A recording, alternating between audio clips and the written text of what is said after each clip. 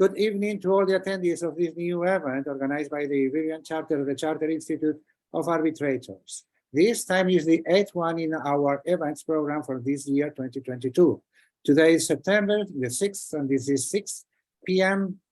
and some minutes CET, speaking me from Madrid at this very moment. It is great to notice that we have here a wide panel presence of relevant names in this matter, the matter about arbitration and sport.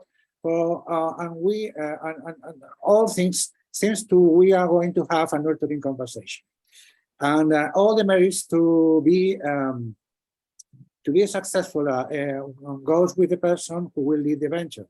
I will introduce in a minute or two to him. I'm here in my position of chair of the Iberian Chapter of the Ciarb, and it is the part which is the part of the European branch, and it is who hosts this event at this moment. With the help of London headquarters. This will be the number 8 in the list, as I mentioned, of our scheduled meetings in our program for this year. And this special situation, this one will have a special situation for us. This is the one first fully organized for our peers with presence in the jurisdiction of Portugal. As some of you will know, and the rest of attendees will know now, and the Iberian chapter joined together 3 different jurisdictions from the Ciarb, Andorra, Portugal, and Spain. And this chapter is facing this economic sector of arbitrations and rest of alternative dispute resolution systems in the name of Ciarb. Tools and drivers, those regarding alternative dispute resolutions, tools within our institute, which is proud to promote, support, and qualified for the better performance of our members, distinguished with a worldwide Ciarb recognition sail-in. Precisely today, we are going to have a meeting among recognized practitioners in arbitration and sport, being the main ground where they are going to debate connected with the football in a great extent. And the dispute ecosystem generated around this popular sportive activity with lots of derivatives connected to many other economical, market, and social fields. I promised yesterday to the panelists here with the lead speaker among them, I will be short in the explanation and as introductory charge. I rather like to pay my word. But prior to let them to debate about the matters here called to spoil, let me explain to the audience some tips that they should know. First, about disclosing. Note that when you registered to this event, you were advised that it was going to be recorded. As such, we assume by your presence here, you consent for this. Second, about the event scheme. This session will take more than 1.5 hours, and it will be divided in 2 parts, about taking off this introductory from mine. In the first, our leader speaker will draft 4 or 5 issues about to talk with the panelists and deal on them. And after the explanation and expected discussion, we'll come to the final one. The final one is the final part where we will collect questions and comments from the audience to the terms discussed. Last, I would like to remind the attendees for several tools designed precisely to facilitate their participation, especially important for this final part of the webinar. In the bottom, as many of you know, in the bottom side of your screen, you will probably see several buttons. The chat button is used for general discussion and any technical issues, but not for Q and answer. So please take it into account. Second, the Q&A button. If you have any question, please let them in the Q&A button box. And if you see a question posted by somebody else's, if you support it, you can bring that to our attention, but upvoting their comment. Notice, finally, that if your question is directed to a particular speaker, please make this clear when leaving your query. And now we'll start with introduction of our lead speaker here. Pedro Garcia Correia, lawyer, member of the Institute, and well, as it would say Mr. Graham Greene, Pedro is our month chapter in the Cité Blanche, which is Lisbon, and the only responsible for the success of these events. Pedro, introduce yourself and receive the torch of all this from this very moment to the final salutation. Please, Pedro, your turn.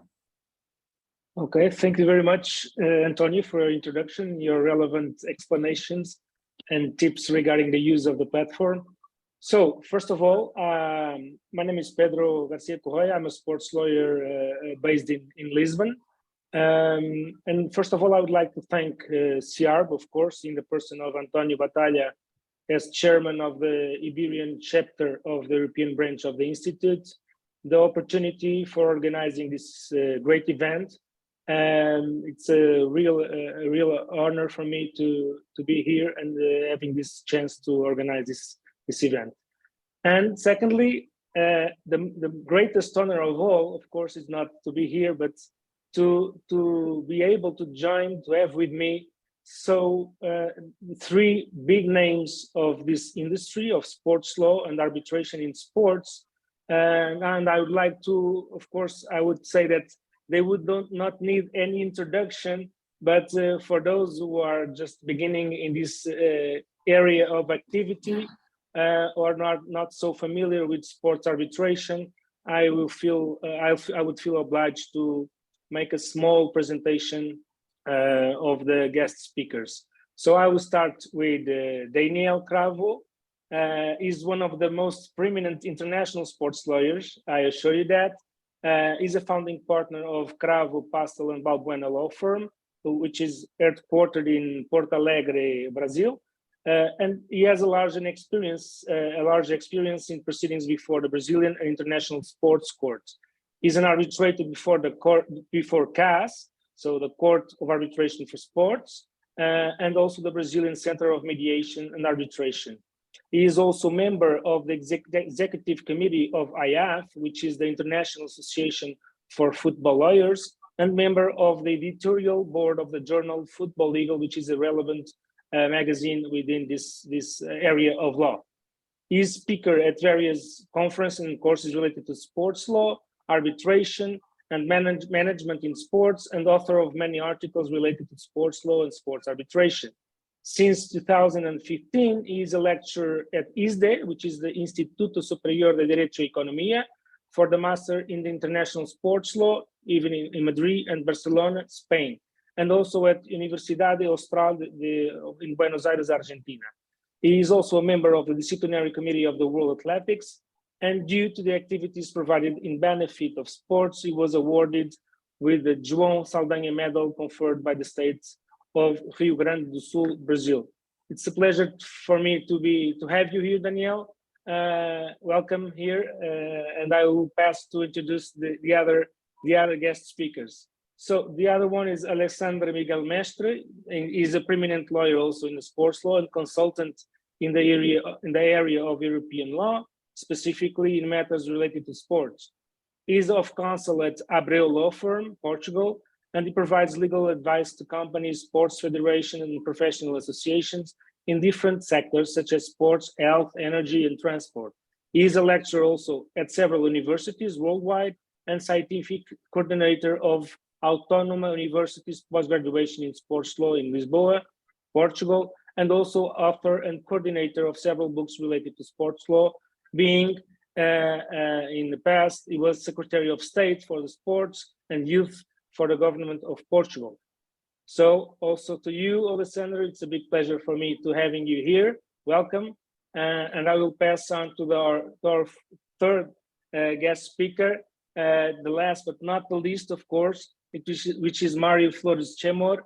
He is a member of the Institute also, like me, and attorney at law, and currently he is responsible for the sports legal service provided by ECA, which is the European Club Association, to its more than 240 member clubs in a wide array of matters such as contractual, regulatory, dispute resolution, etc. He is an ISDE Master graduate and also for the Queen Mary University of London Master in International Dispute Resolution and Arbitration. He spent almost 6 years at FIFA as legal counsel and group leader, and worked also in a highly reputable UK law firm, focusing his practice on international sports arbitration. And he has acted on several occasions before the FIFA's judicial bodies and the court and CAS, Court of Arbitration for Sports, representing FIFA players and clubs. He is also a judge of the new FIFA Football Tribunal. So, also to you, Mario, it's a real pleasure to have you here. Thank you for all of the three of you for accepting my invitation. And you are the ones who will give the high standard for this webinar regarding the sports law and all the topics that we'll be discussing. So introductions done. So I would like to just make a small introduction regarding what we are going to discuss here for the participants, to whom I also address a word. Welcome everybody that joined us in this webinar. Those that are over vacations or still to have vacations or on vacations, and thank you for coming to watching us. And I hope that you enjoy all the time that you will spend here with us. So in this webinar, we will discuss the specificities of sports arbitration, providing some insights over national, I'm referring to the Portuguese, Brazilian, and Mexican experiences due to the geographic origin of the guest speakers, and also in the international arbitration proceedings related to sports. To be more specific, we'll talk about the institutional organization of sports with special emphasis on football, and discuss the impact of this organization on the resolution of disputes, and also disputes in sport and their resolution through arbitration, comparing with the use of judicial courts. Within the scope of domestic arbitration also, like I told, the Brazilian, the Portuguese and Mexican experiences, and within the scope of international arbitration, the intervention of CAS in the resolution of sports. Some CAS, which some authors already call it the Supreme Court of Sports worldwide, but we'll get there. So, and also we'll discuss the role of FIFA in the resolution of sports disputes and the most relevant aspects of the newly created FIFA Football Tribunal. And if we have time to do so, let's see, perhaps we'll try to make a little reference to some landmark cases of sports justice at the end. So allow me to just take the floor to begin with the topics and just making an overall approach regarding all the topics that we are discussing here, so that I can afterwards give the floor to the stars of today. That is not me, of course, they are our guest speakers. But I would like just to use the floor for an instant to state that, as you may all know, sports movement enjoys to a certain extent autonomy from the public powers or the national states, but in practice, this autonomy is mainly characterized by the freedom of self-organization and also by self-regulation, which nowadays has encountered some limitations regarding to the public policies imposed even by the states or even by international institutions and European, and above all, the European Union. In terms of our organization, sports is constructed under a pyramidal shape, having the international federations on the top. In case of football, we have FIFA, and clubs and athletes, and also managers, referees, etc., at the bottom of this pyramid. Between both the top and the bottom, in the middle layers, we have the national association and professional leagues, and above them, the regional confederations. In case of football, again, we have the AFC for Asia, CAF for Africa, CONCACAF for North Central America and Caribbean, CONMEBOL for South America, OFC for Oceania, and UEFA for Europe, to which the national associations of those regions are members. There are 211 in total, I think, and each one of those 6 confederations are FIFA members.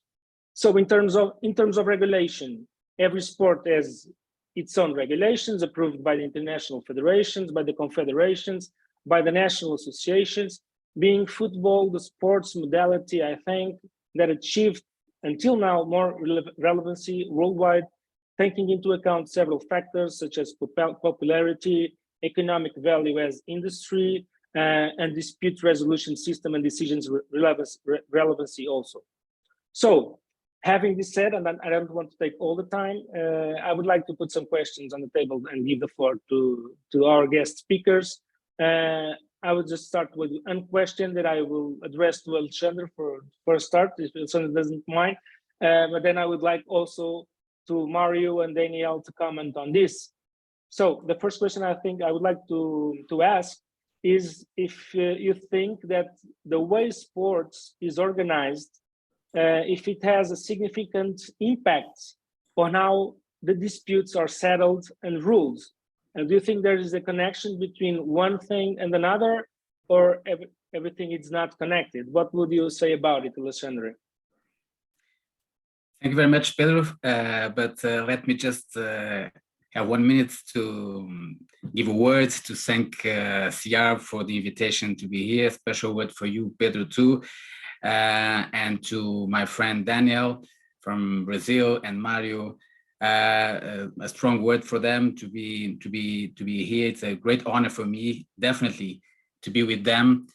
As to football law, definitely they're two among of the best well-known specialists in the world. So for me, it's an honor to be here and coordinating by you, Pedro. Of course, even a greatest honor. So thank you very much, Ciarb, for being here. And I would like to say to send greetings for everybody that are watching us today.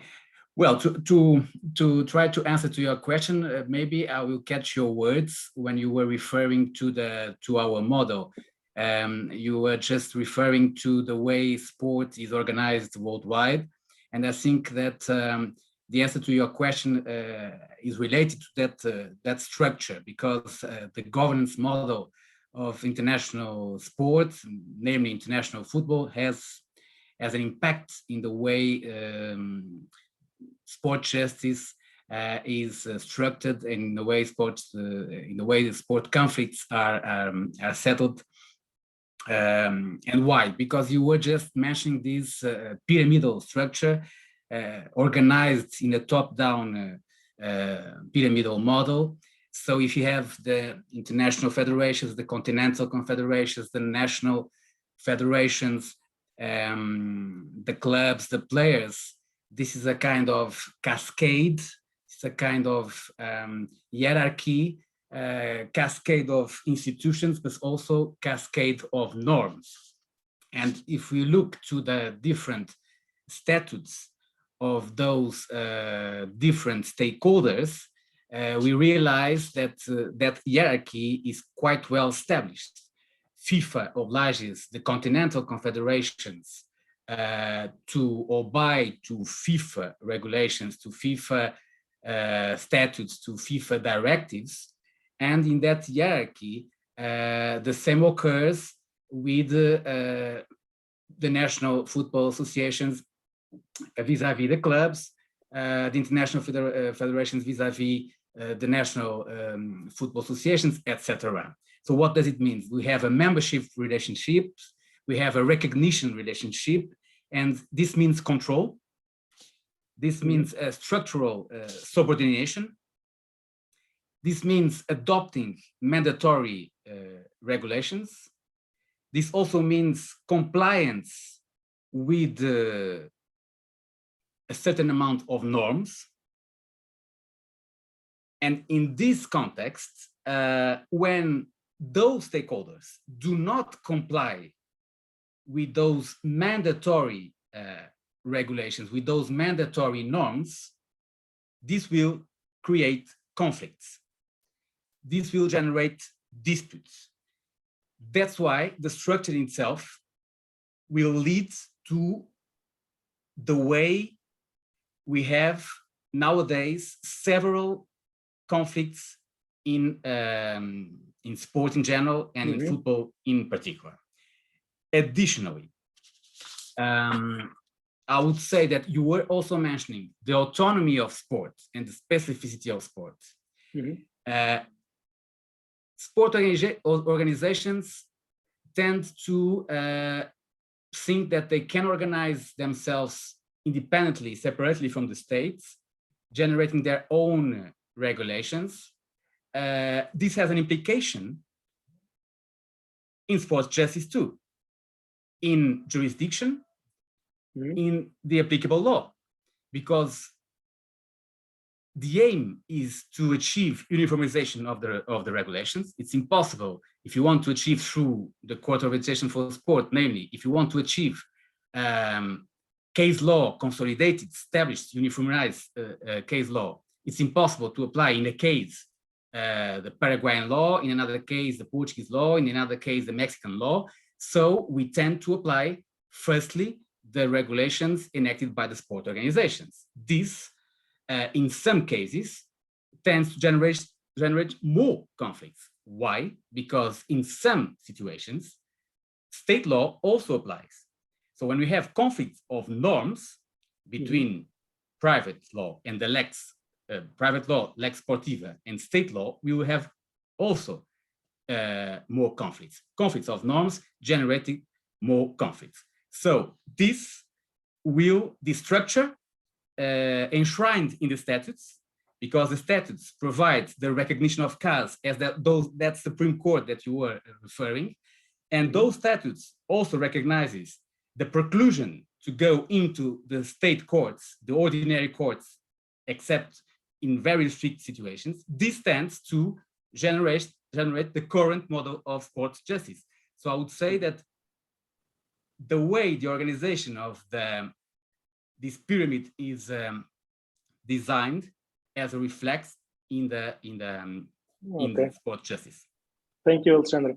Well, I'll take your words to pass to Mario, but just like Mario, what Alexandre was saying, it touched a little bit also in other questions. We have so many questions that come out from every topic we discuss. There are subtopics, but Alexandre mentioned also the lex sportiva, but while we're trying more to talk about here the objective law and how the sports is organized.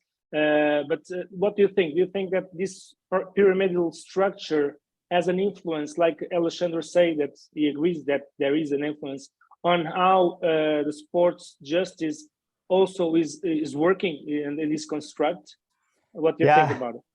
Thanks, Pedro. Also happy to be here, and thanks for the kind invitation. I would not say that it has an impact. I would say that it's even fundamental to its very existence. And why? Because I mean, I see it at two different levels, how the pyramidal structure affects the way that the sports disputes are resolved. First, Alexandre already went into it, the thing of the applicable law, right? One of the main objectives of the let's say, of the FIFA regulations is that everybody plays by the same rules. It doesn't matter if you're a Brazilian player playing in the Emirates, or if you're a Uruguayan player playing in Mexico, or if you're an Italian player playing in Spain.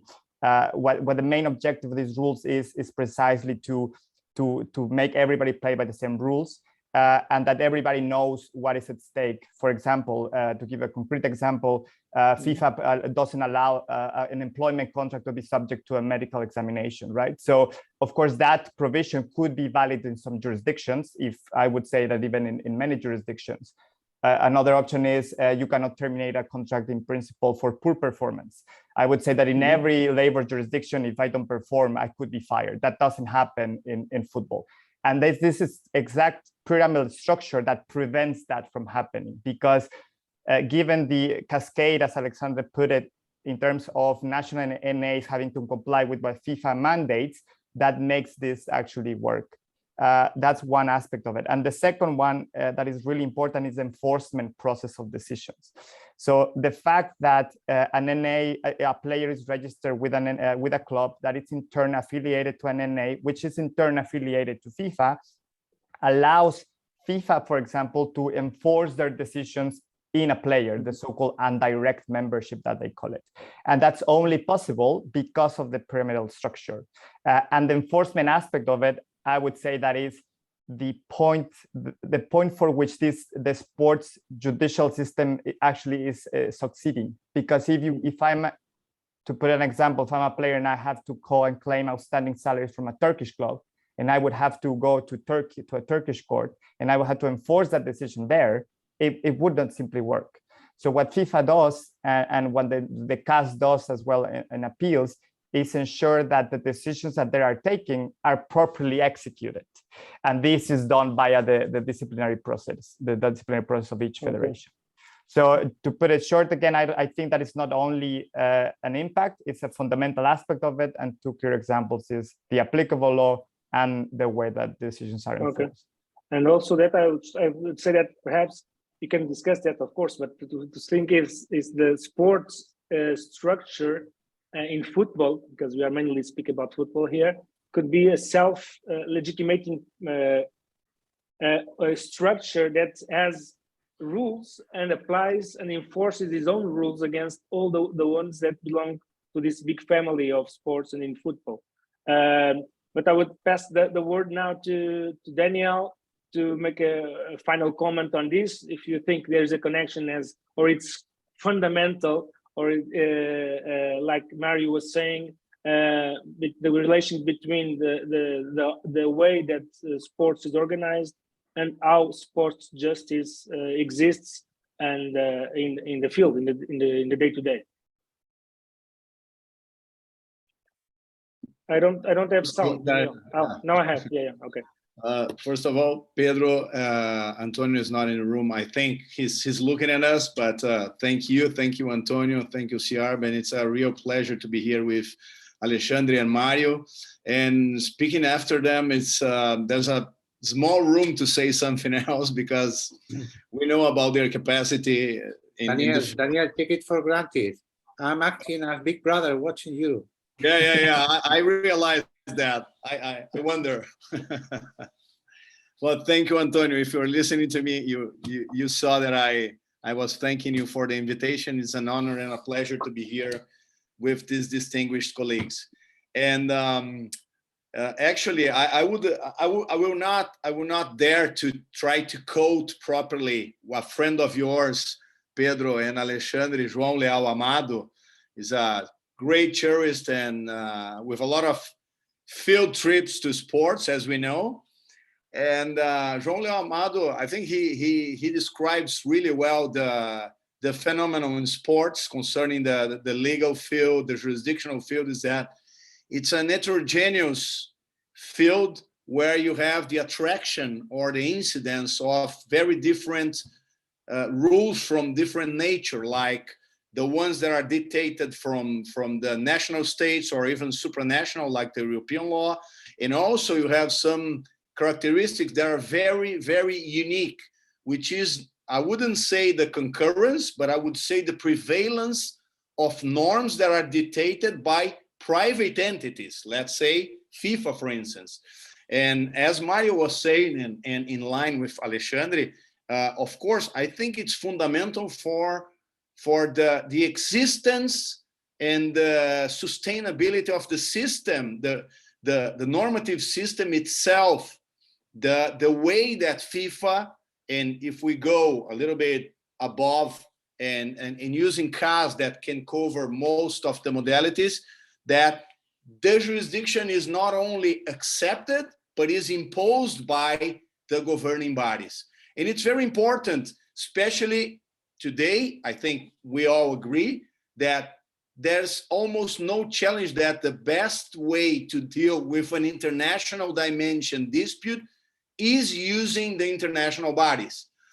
As Mario described, and I think, Mario, that we can agree that we have a good example of how important it is that FIFA provides a jurisdiction, because it's unimaginable that a Brazilian player that comes back to Brazil, and we're not speaking about a top player, he comes back to Brazil and he has to try to receive some money in Nigeria, for instance, or the opposite. If he didn't have FIFA, it would be very difficult for him to try to recover this money by hiring a lawyer in Nigeria. It's almost impossible to think about that. And we felt that within this period, when FIFA, let's say, was not acting, was not giving jurisdiction to the disputes between agents or intermediaries and the other stakeholders. All the market felt the difficulty of an agent to file a claim in a foreign country. So I think that to say it very objectively, there is this acceptance because the system, of course, any systems should always be improved, but the system is much more than reasonable in my point of view. the tools that the system, and now I'm speaking about the FIFA decision-making bodies and the CAS in the end, and especially by the sporting execution, because this is a tool that it's very difficult to apply. And I'll just bring one example.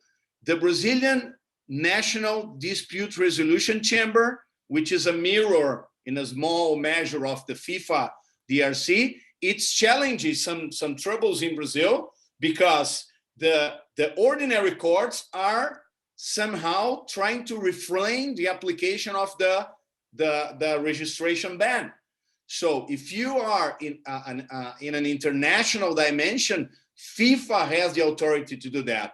So I think this is a contrast if you're speaking about a dispute with an international dimension, that FIFA can make its decision prevail. And if you go to each and every national dispute, where then of course we have a problem sometimes comparing the standards of FIFA, which were built to protect players and to protect the contractual stability and so on, and some legislations that are not, in my point of view, so advanced in this defense or this balance between the interest between clubs and players.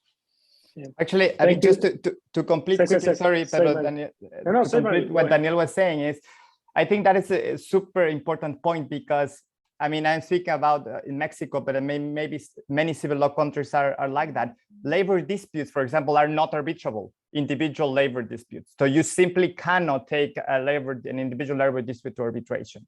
So courts usually, even if you have an arbitration clause, courts will retain jurisdiction because they will say, I don't care what you agreed in your contract, this is not arbitrable, so I will retain jurisdiction. And that is why the recognition of FIFA of quasi-forcing parties to go to NDRCs in this example is super important because it gives NAs the legal basis in a way to include arbitration clauses in their standard contracts sometimes in favor of NDRCs, even if that would be technically speaking not allowed by national law. So it's a clear example why the importance of the system going all the way down is clearly reflected. Okay, thank you very much for your share your comments.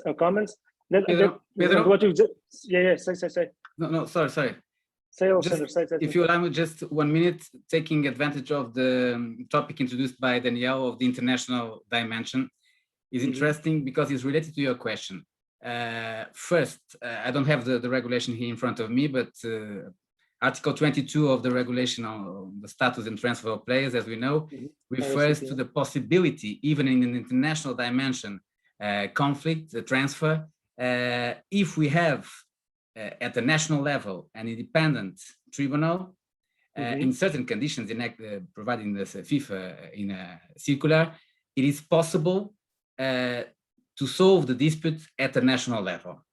And we know, namely in the question of the applicable law that Mario was also emphasizing, the difference of deciding that within FIFA or deciding that at the national law, at the national level.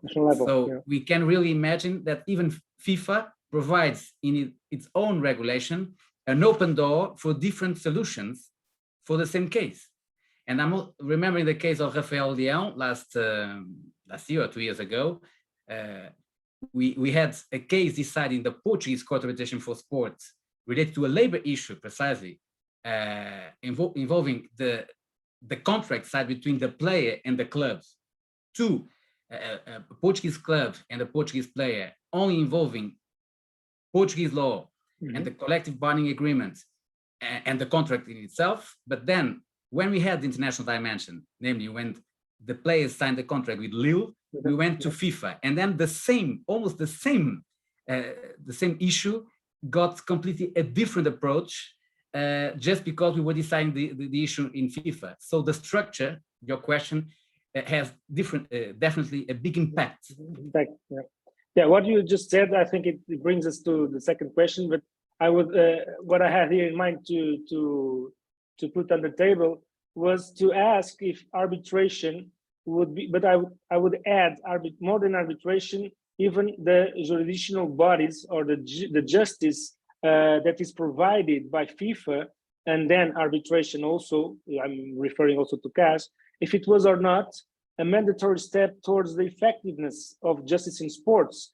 Is it a way, given the creation of jurisdictional bodies within FIFA is a way of survival for the sports football itself? The system would be incomplete if FIFA wouldn't provide effective ways of solving disputes? Or do you think, I think Daniel already answered a little bit this question, but do you think that the courts, the judicial courts would be enough? Why to go to FIFA? Well, you have the regulations, you can explain it better, all of you. But would be the justice, the ordinary justice from judicial courts would not be enough to solve all the sports conflicts. Mario, I'll pass the word to you now. I'll start with you. If you could give some comments on this. Yeah, I think that this is slightly wider than FIFA, I would say, because this has to do with CAS, right? And CAS is older than the FIFA's dispute resolution system. And I think it was a necessary step. I would not say mandatory, but it was a necessary step. And it's just a recognition of how sports disputes need to be resolved, and that in particular about the quickness that they need to be resolved.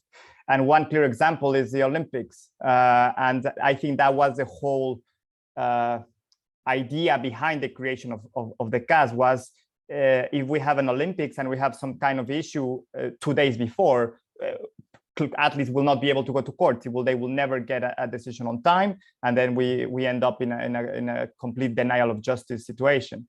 So I think the concept was completely necessary, and time has proven correct. It was Samaranch, if I remember correctly, who had the idea, and the late François Carrara as well. But I think it was necessary. The concept as such, I personally think that the entire system needs improvements, as every system needs them.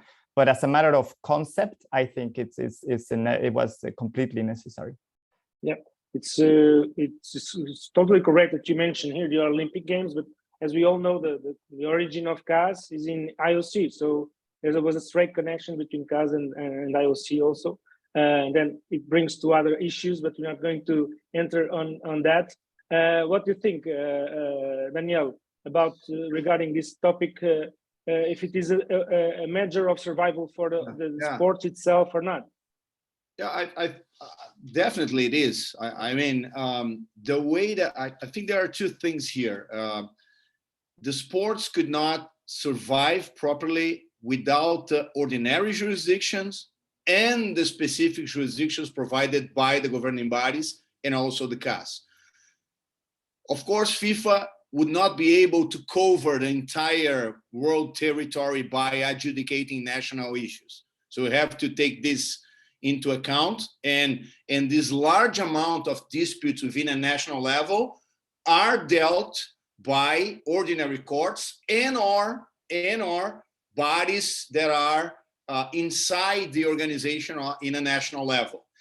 The only remark that I make, Mario, concerning these DRCs and also touching, Alexandre, these tribunals that FIFA allows to adjudicate in a national level, even an international dispute, is that differently from all the way that FIFA decision-making bodies are tailor-made, were designed, and with everybody looking about the structure and all the credibility tests that are submitted, the ones that are seated there deciding, we don't have this, let's be honest, we don't have this same level in most of these national bodies.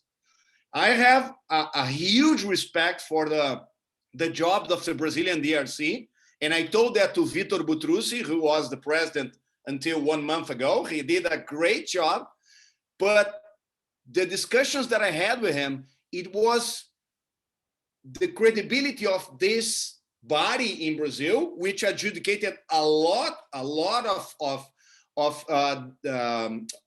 disputes in a much better way than these disputes could be adjudicated by the ordinary courts. I have to say that, but it's because it was relying on the persons that were occupying that seats. Now this is changing. We don't know who are coming. Probably they are excellent lawyers or they will be excellent judges, but we don't know. And on the other hand, we had here in Brazil to be very concrete in this approach. I'm sorry to be very concrete, bringing our reality. So it's a very important decision-making body. But at a certain point, they were working with 20,000 more disputes than they had in the past because they were quick in the beginning. They were good.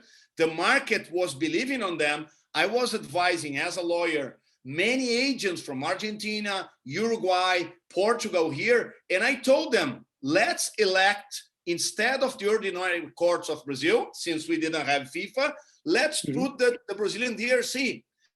Because it was fast, all of a sudden they were working with free inside counsel, in-house counsels, and they could not deal anymore, which means that the level of sophistication and reliance in these national courts, and it also applies to these tribunals, which I think FIFA is correct to be very strict to recognize or not, it's that they don't have the level of organization that FIFA has in their decision-making bodies. So I would say, Pedro, that at this point, it's very important to have the jurisdictional bodies because they inform all the system about how the norms should be applied, and this is good.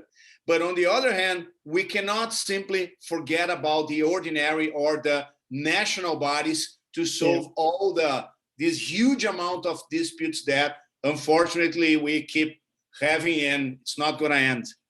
Okay. Could you just, Daniel, for all the participants that are not so familiar with the sports law, could you explain just the international dimension conflicts that can go to FIFA jurisdictional bodies or the national? So the criterion on international dimension conflict to separate the jurisdiction between national jurisdictional bodies and FIFA, like the DRC from FIFA or PSC.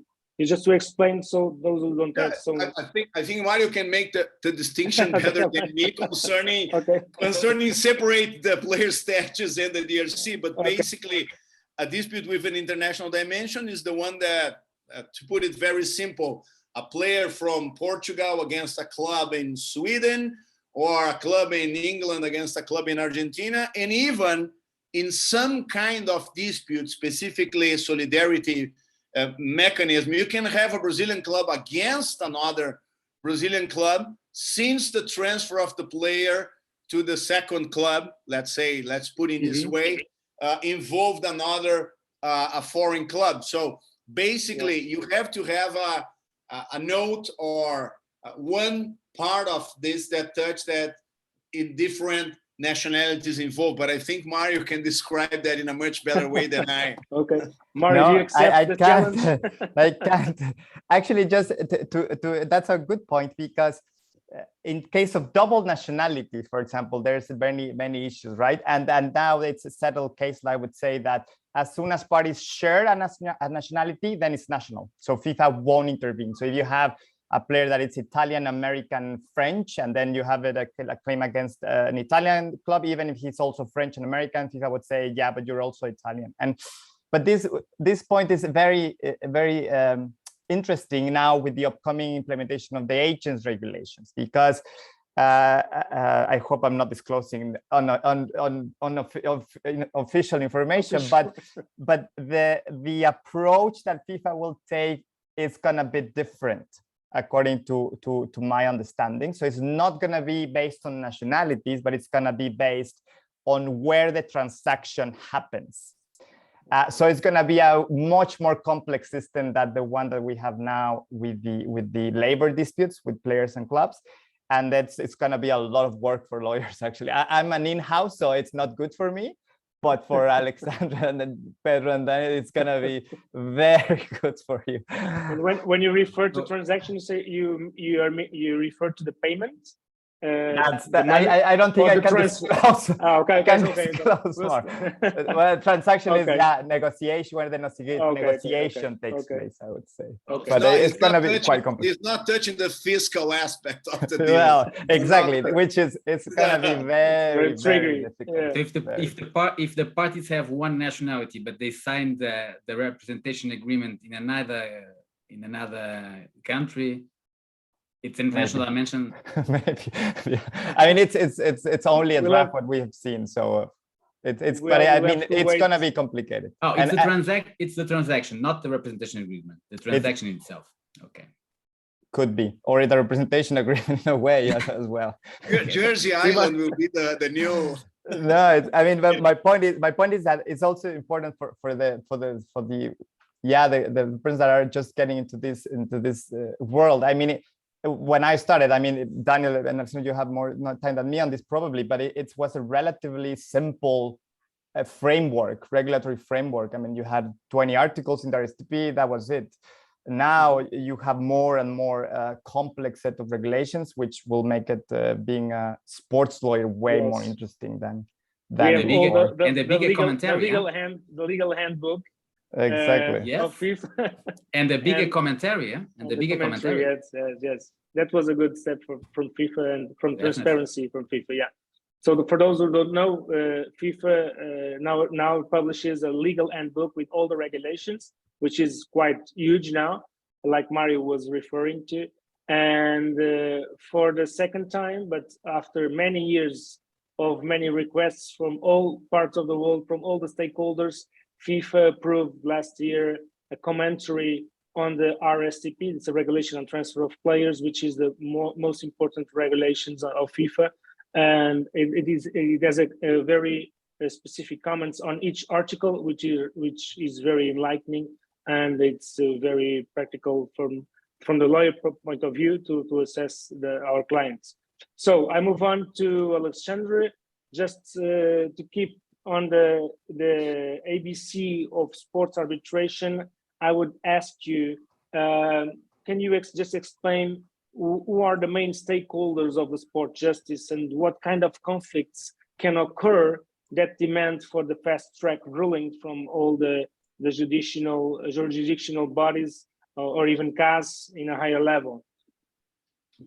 Just focus on arbitration, not the other dimension of sport justice. Well, all the conflicts in generally speaking, who are the stakeholders, the parts that can be before a dispute in sports, and then how can they solve them? I would say within the international dimension, I would say. Okay. Well, if you give me just 1 minute to give an example, because we were referring to the state courts. We had once a case in Portugal that became famous of a football player that kicked a referee, and I always give that example to my students to illustrate that a single case can generate several kinds of liabilities and several kinds of courts. Or judicial bodies, because when the guy kicked the referee, we have the referee sanctioning the guy, a disciplinary sanction through the violation of the laws of the game. But then on Tuesday there's another disciplinary sanction, but due to the violation of the disciplinary regulations. Yes. However, the employer, the club, probably will launch a disciplinary proceeding due to the employment relationship in accordance to the employment law. And the referee, as a citizen, will decide to file a criminal complaint in a criminal court due to the violation of penal law. And also there are civil damages that can be also claimed by the referee. So in this same situation, we can have simultaneously judicial bodies and the referee applying sanctions, and also state courts invited to enter into this into the table, I would say. So this demonstrates by a single moment, a single second, will generate different kind of liabilities and different kind of conflicts. And sports justice is always there. Additionally, it's important for everybody to bear in mind that, and we were mentioning the role of the state courts. We will always have state courts here to deal with international property rights cases, competition law cases, administrative tax cases, constitutional law cases. So we will never have a monopoly of judicial body cases. So it's important to know that arbitration will be there as an alternative dispute resolution system to be applied in sport, as Mario was saying, to be faster, to be specialized, and we would like to say also to be cheaper, but sometimes it's very difficult to say that. But it's important always to know that arbitration will never be the single way to solve disputes within sports. And even if we look to the system within the sport federations and football as an example, we can also remark that we have the judicial bodies of the sports federations. Look at FIFA, we have the disciplinary committees, we have the appeal committee. So we're not dealing at that time with arbitration. We have the football tribunal. We're not dealing at that time with arbitration. If you go into UEFA, the former financial fair play, now the UEFA Club Financial Control, the UEFA licensing and financial sustainability regulations provide the UEFA Club Financial Control Body to sanction those that do not comply with the UEFA regulations, and that body is not arbitration. So it's important also to bear in mind that arbitration is not definitely a monopoly as a way to solve the disputes. But when we have arbitration, it's also very interesting to realize that we can have all the different kinds of stakeholders. We can have the players, we can have the intermediaries or agents, we can have the coaches, we can have clubs, sport companies, we can have even some stakeholders that are outside of the sports movement. So it's really very comprehensive, and the CAS opens the door when CAS says that, when the CAS regulations say that we can deal with sport-related conflicts directly or indirectly related to sport. This opens the door to all the different cases related to sport, and through voluntary arbitration, through the ordinary process, we can open the door to all the different kind of stakeholders. So this arbitration can go from A to Z, I would say.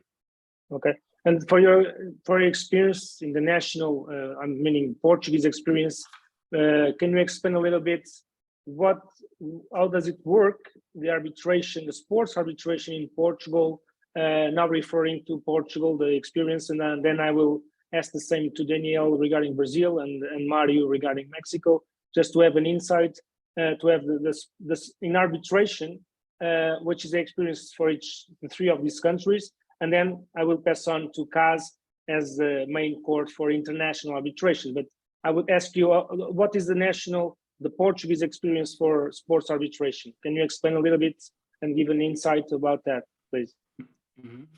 Well, we've enacted a few years ago the Portuguese Court of Arbitration for Sport, and precisely after the bad experience with administrative courts. Myself, I was involved in a case, a very polemic and mediatic case here in Portugal, a club against the Football Association and the Football League. This club was relegated to the second league due to the fact that the club challenged a decision of the league and a decision of the federation into an ordinary court. A judicial court, yeah. This case, the length of this case was 10 years in an administrative courts. 10 years for a situation in which a player want it to be registered in the federation, it's really abnormal. So finally, it was understood the need to create a parallel way to solve the disputes, and nowadays the same case will be decided with during less than a year, for sure. So we've created the National Court of Arbitration for Sport, and like CAS, inspired in CAS, we have two ways of going to these courts: through ordinary arbitration, called the voluntary arbitration, and through necessary arbitration. Voluntary, as long as we enshrine a clause in the contract or in the regulation saying that we recognize, we refer to this court, we can go directly to this court as far as the conflict is directly or indirectly connected to sport, so similar to the wording of the CAS regulations. And on the other hand, there's a possibility, we have the mandatory necessary arbitration. Necessary, why? Because we're dealing in this case with the decisions taken by the federations, the sport federations. The sport federations in Portugal, they hold public powers. So the decisions are administrative acts, so that acts and omissions of the sport federations, we should go, we may go, it's mandatory to we must go, yes, you're right, sorry. We must go to the Court of Arbitration for Sport. No possibility to go to an administrative court. So we have the first instance of the, within the sports federations, we have a first instance decision of the discipline council, and we go immediately, we appeal immediately from this first instance decision to the Court of Arbitration for Sport. We only go to the second instance, the appeal council, in cases related to the field of play. So the majority of the cases that we have in arbitration in Portugal, unfortunately, are still necessary arbitration. Why? Because unfortunately, till nowadays, there is not yet a kind of consciousness of the sport stakeholders and also private entities connected to sport that there is a way to provide in the contracts an alternative way to solve the disputes, alternative to the court. We have just a few cases of voluntary arbitration. The big majority are necessary because, as the name says, is necessary. But it's going quite well. It's a closed list of 40 arbitrators, several cases, and of course there are several situations to change. But I would say that it goes quite well, and I've been working with several cases there, and my experience, my personal experience, is quite good there. Okay, good. And you, Daniel, I would ask you to please talk about the Brazilian experience. What kind of judicial bodies or courts are there for arbitration to solve the sports disputes? We have provided by the CBF statutes that and the regulations concerning the functioning of the Brazilian dispute resolution chamber of CBF, that any appeal that might be filed should be addressed to the CBMA, the Brazilian Center of Mediation and Arbitration. I had the opportunity to somehow contribute to some of the names of the list. I think you are one of them, if I'm not mistaken, Pedro. It is not a closed list. It's just a suggested list of arbitrators. Nowadays, we have plenty of foreign arbitrators in the list. CBMA is historically works with ordinary arbitrations in commercial arbitrations, but since they are adjudicating the appeals that derive from the procedures before the Brazilian DRC. They are growing the activity within sports.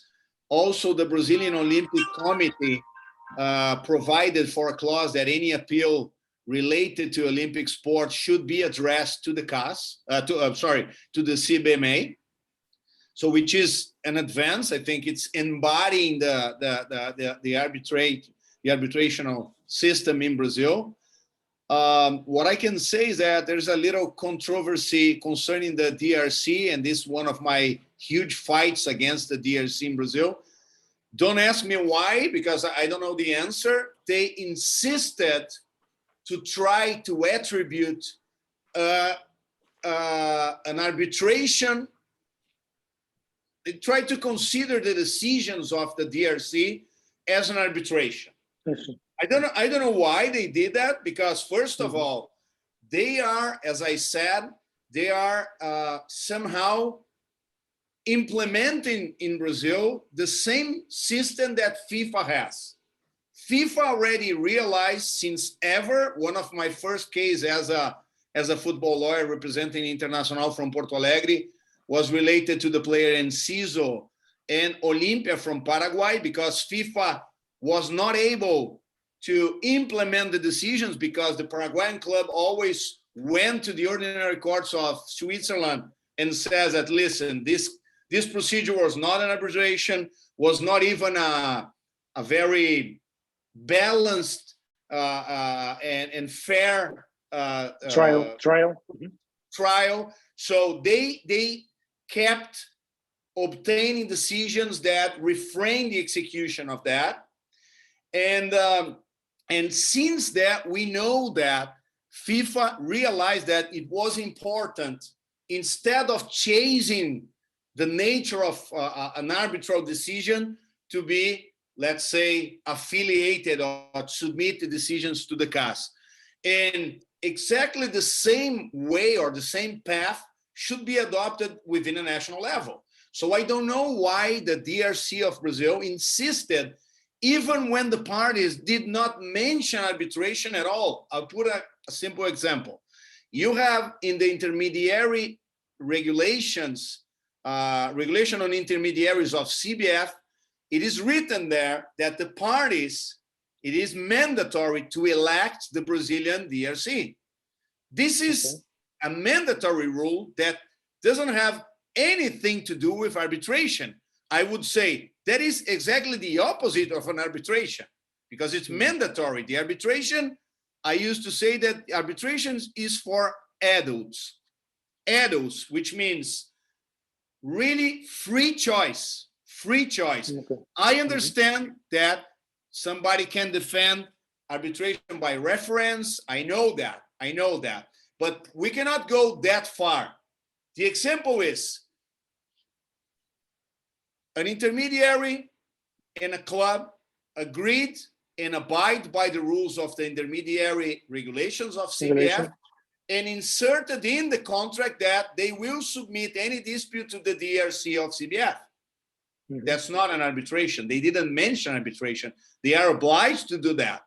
They did that when you receive what we call in Portuguese, the Mission Act, Ata de Missão, which is very similar to the order of procedure of the CAS, okay? Then you have there, you can find like 6, 7, or 8 points mentioning the Brazilian law on arbitration, that the parties didn't bring this to the deal.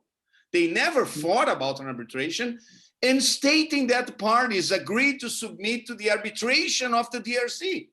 And I don't know why they did that, because now comes the problem. And I'll try to be very quick, but I think this is an important thing for someone that wants to work with Brazilian market.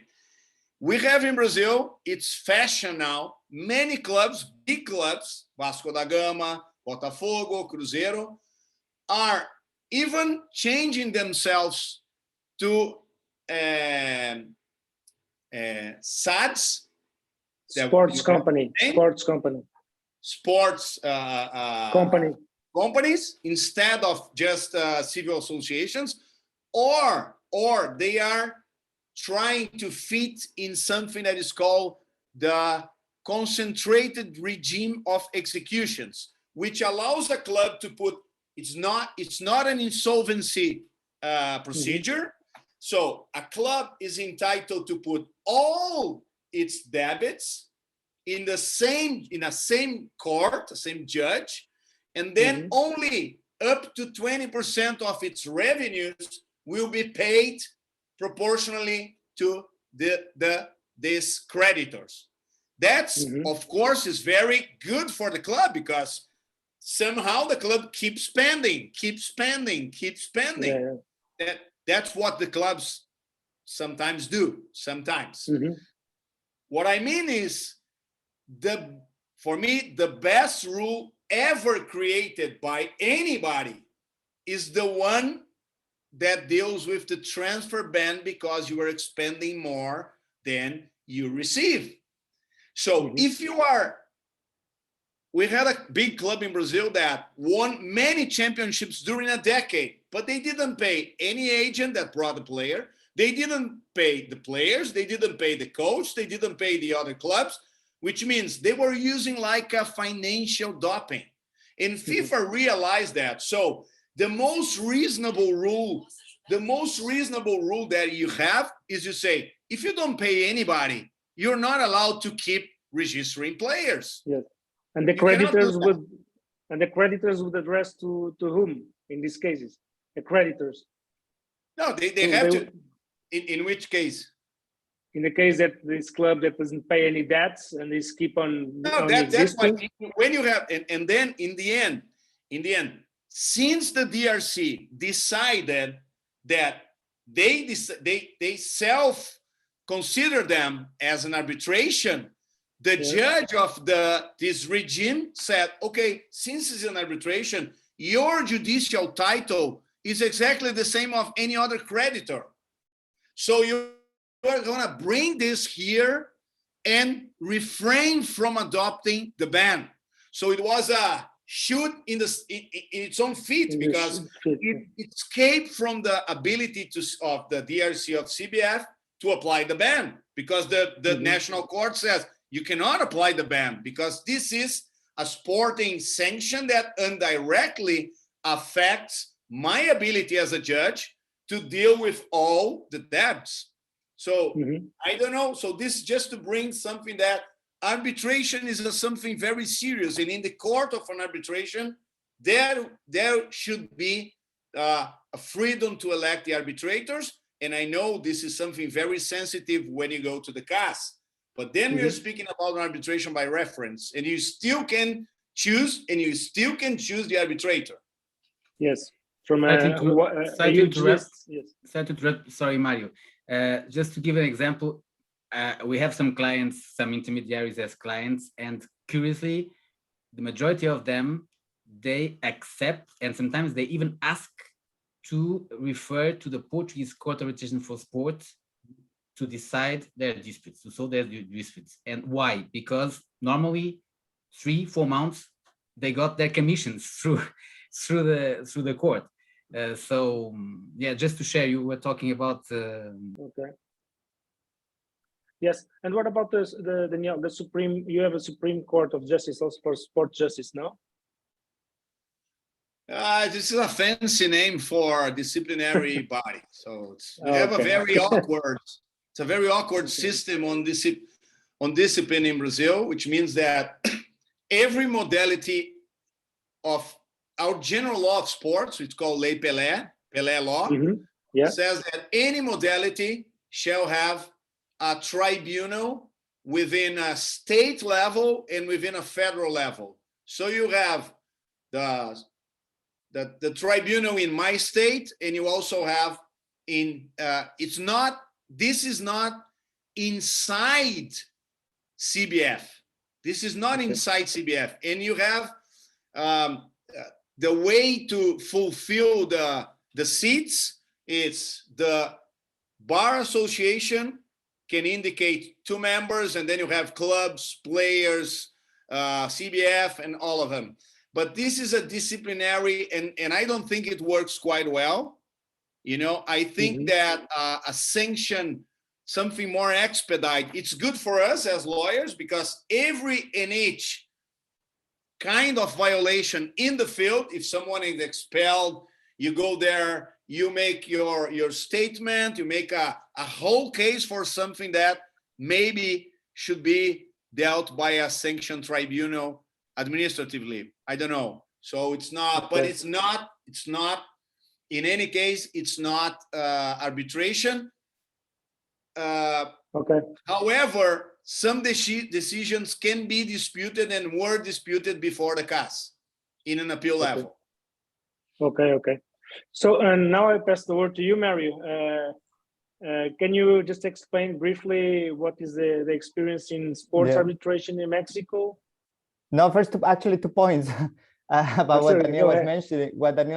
Go ahead. These changes in the legal nature of clubs is going to generate a lot of work as well, because you will have. I mean, I cannot go into the specificities of the sporting successor figure that is highly complex in football disputes, but I'm pretty sure that this change of the denomination will generate disputes about whether the new club entity company is the same club, strictly speaking, than the civil association, and Mario, that will bring a lot of issues.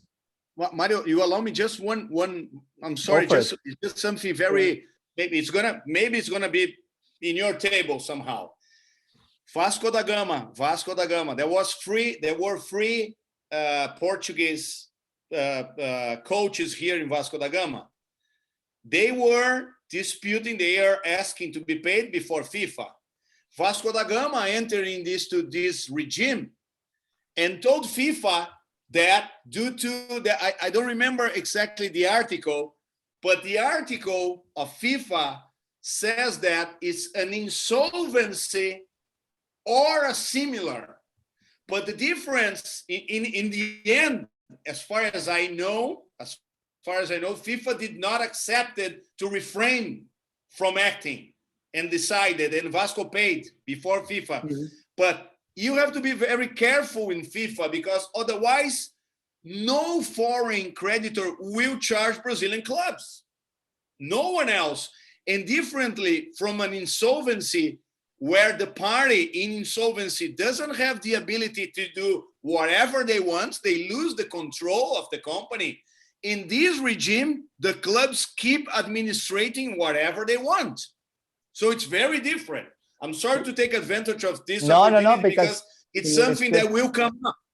And it's related to what we were saying at the very beginning about the whole purpose of the pyramid structure, right? And that everybody plays by the same rules. And I think this will be a very clear challenge surrounding that principle. Is FIFA, what is FIFA gonna do when they decide on this very idiosyncratic, to put it somehow, aspect of Brazilian market, or law? I don't want to say law, but the current landscape in Brazilian football. So that's important. Well, to Mexico, but to be fully transparent, I have been in Mexico for over 10 years. But what I can briefly tell you is we do have a public sports law, so to speak, La Ley de Cultura Física y Deporte, and that body foresees the creation of a decentralized body called the CAT, that they call it, which is the Comisión de Apelación de Arbitraje. And that body has jurisdiction over national associations of all the sports, because all those national associations have to be part of the education system, the public education system. So by being part of that public education system, the CAT has jurisdiction over them, including, for example, the football Mexican FA.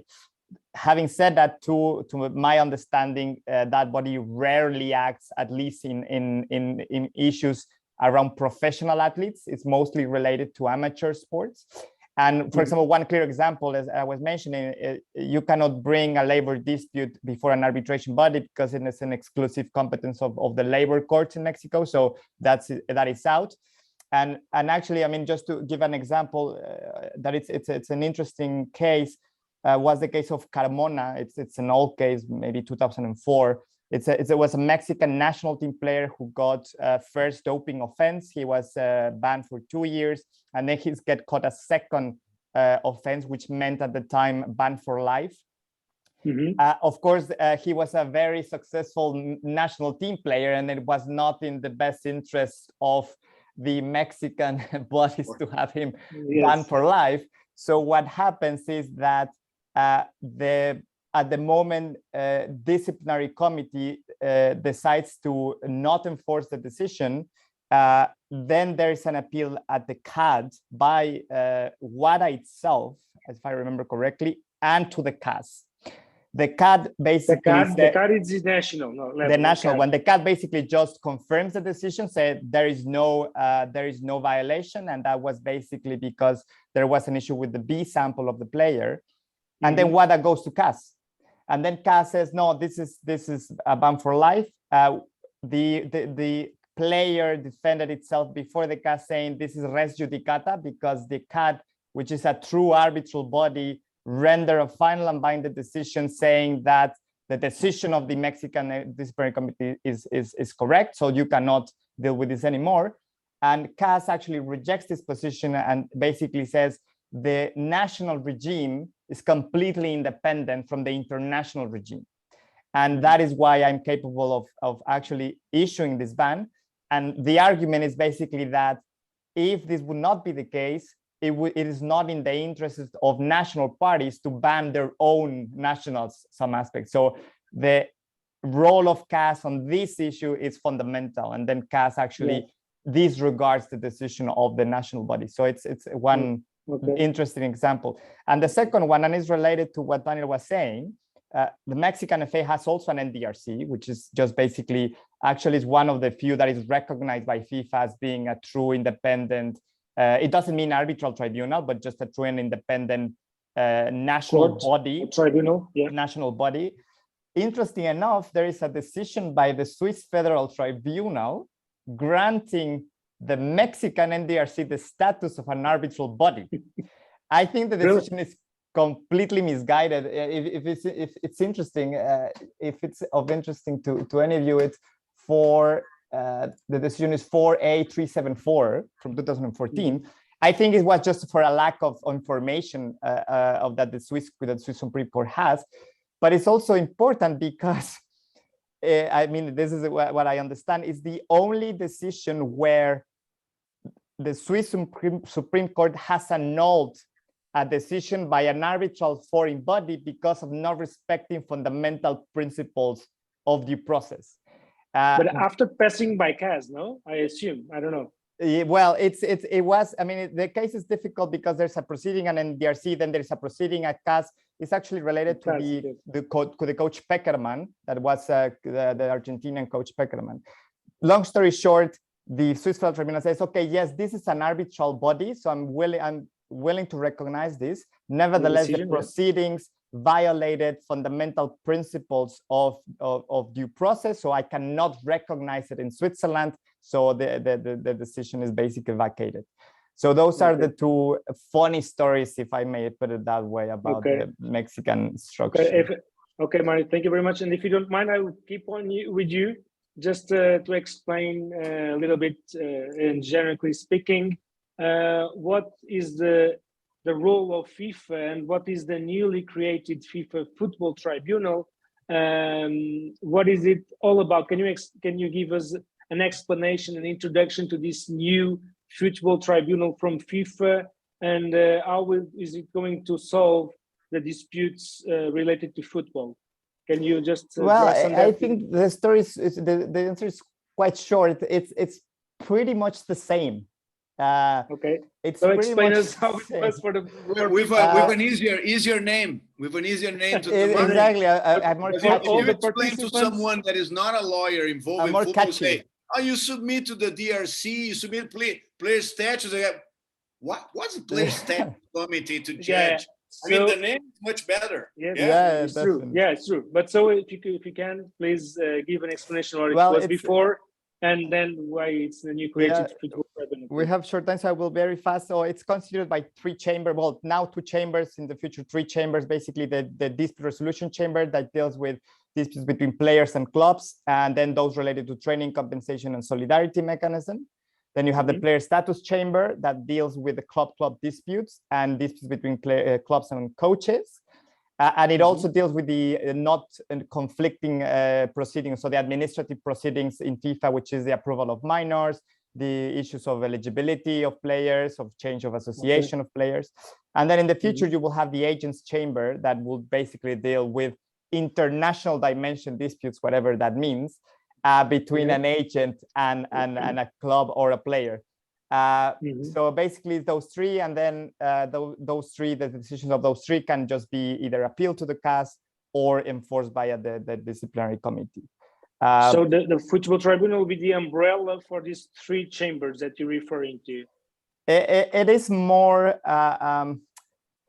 because the Football Tribunal doesn't exist as an entity as such. It's more about the overseeing name of the three chambers, I would say. It's the name of the entire dispute resolution system that FIFA provides to the stakeholders, basically. Okay. And now I pass on to Daniel. Mario already commented and explained a little bit how what exists in FIFA. Can you explain us, Daniel, to all the participants, what is the role of CAS and when CAS appears regarding the international disputes in football or in sports? Because I should say that CAS is not only for football, but what is the role of CAS, and when can he address to the CAS to solve any disputes in terms of arbitration? Can you explain this to us, please, Daniel? Yeah, I'm not going to make our big dissertation. No, I don't like too much to speak about history because I'm not good at that. I'm not a professor as Alexandre. Alexandre, in addition to be a great lawyer and a great jurist, is also a great professor. It's not my case. But I think Mario just mentioned that I think it was 1984, that Samaranch, the former president of the International Olympic Committee, realized that the decisions in sports could not wait to be subject to the different approach of every and each national system where the Olympics would be carried out, and also needed to be very agile, fast in the decision-taking system. So it was created that the Court of Arbitration of Sports was created as an appendix, as an internal organ, let's put it this way, of the International Olympic Committee. And at a certain point, after a dispute between a Belgian horse rider against the International Association, the CAS confirmed the decision that was taken by the International Association, but they somehow the athlete went to the Swiss Supreme Court to dispute the decision by saying that court was not impartial, since it was linked to the International Olympic Committee, so defending or on the side of the federation instead of the athletes, to put in a very brief way and very simple the story. And the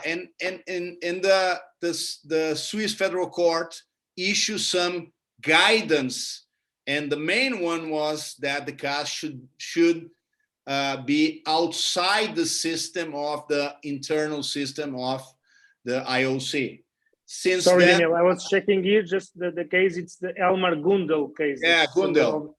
Gundel. If some of the participants want to check it out. Yeah, Gundel case. The Gundel case. Gundel case, yeah. Since then, the CAS is no longer an internal organ of the IOC, and it was recognized as the most important. I mean, as you said, the Supreme Court for sports.